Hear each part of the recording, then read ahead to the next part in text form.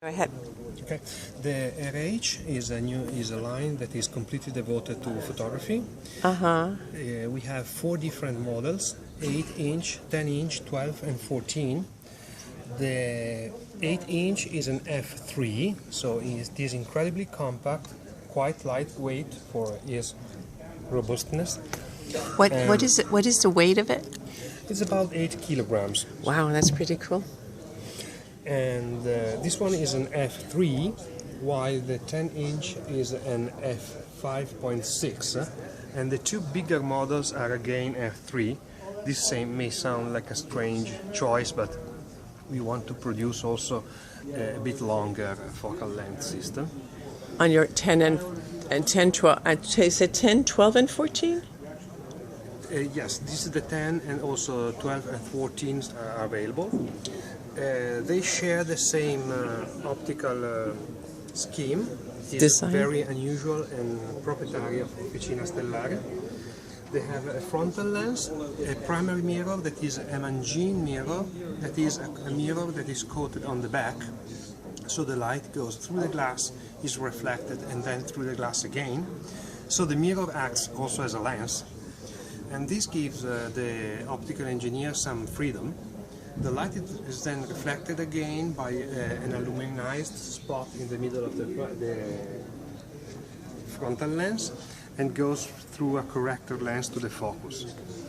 This allows for a very wide field of view that is completely flat. We have a 60 millimeter full illuminated frame. Wow, that's pretty cool. So it's 3 elements, correct? Is that what we have? No, it's much more. 1, 2, 3, 4, 5 elements. And because the corrector group has 2 lenses. I see. And as a matter of fact, the Mangin mirror works as a triple element because it's twice a lens and a mirror. So it's quite complicated. But this allows a field of view that is extraordinarily wide and completely flat, and this design allows also for stars that are very, very small. The typical spot size is a few microns, about 4 to 5 microns, depending on aperture, at the very edge of the field of view, something that is not achievable with any other scheme. Of course, it's quite expensive. Yes, it's an Officina Stellare scope, so it's supposed to be that way. This is a pretty interesting looking... oh, that's a funny story. The light shield is not just a light shield. As a matter of fact, the frontal aperture is an optical element. It has to be at this distance, it has to be this diameter. And as a matter of fact, if you measure the aperture here, it's a bit smaller than the frontal lens. This is the real entry pupil of the system, and it has to be at the exact distance. That's why the light shields are rigid. I see, and same thing applies in the 8-inch. I see. Excuse me? And same thing applies in the 8-inch. I see that it's also it has indentation coming in. That's correct. So it is a line that we think it is very interesting, especially the smallest one, because of course it's also the cheapest. It has 60 centimeters, that is 24 inches focal length. So it is intended for wide field photography, and since it can cover even the biggest chip available today, and even the next generation of chips. Of course, that's 60 millimeter. I could see. Extraordinary shots. And it comes with a focuser? Oh well, this is a heavy focuser that is for the bigger ones. The 8 inches uses a smaller focuser. As a matter of fact, the user can choose which kind of focuser to adapt to the telescope. And Officina Stellare will design and produce the exact optical train that the users need to fit the camera. I see. So when you buy one, you have to tell us the camera you have, which focuser you want, and we produce the pieces you need. And you give us, I see, so you really don't have to go to any third manufacturer to build an adapter. Of course, if you say I want Not on this one, because on this one you have to use peculiar focusers, but in our regular telescopes you can say, hey, I want that model of focuser, no problem. You can buy it by yourself, or you can provide it to you, and we manufacture all the other pieces needed to fit your camera or cameras. Thank you. You're very Can you welcome. real quickly tell me about your larger scope you have on display here? Sure.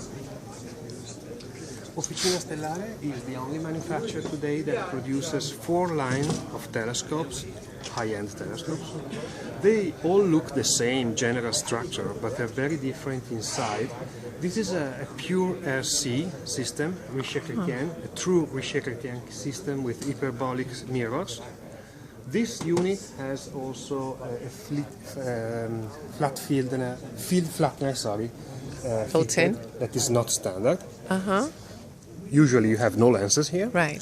So this is devoted to research. It only has 2 mirrors. It has the best spectral response because there are only mirrors, and a long focal length. It is an f8. I Then see. we have another 3 lines that look a lot the same, just smaller and smaller. Mm-hmm. The RDK is a modified Dalkirchen. Mm-hmm.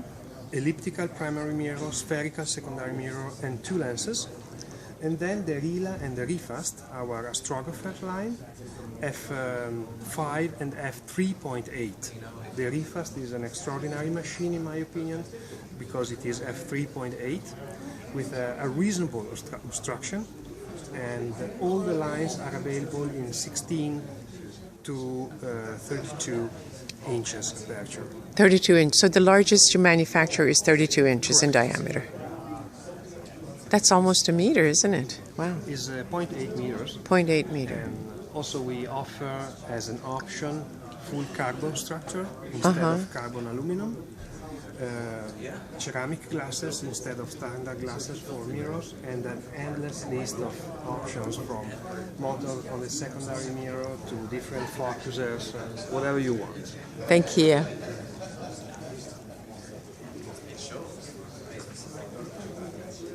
In this particular unit, we forgot the light shield of the secondary mirror. Sorry I about see. that. That's all right. There are many details that are funny, like the paint we use to paint these pieces is about $1,000 a gallon, because it is about 1,000 times darker than the regular black paint. And this is important for contrast. Thank you so very much. You're very welcome.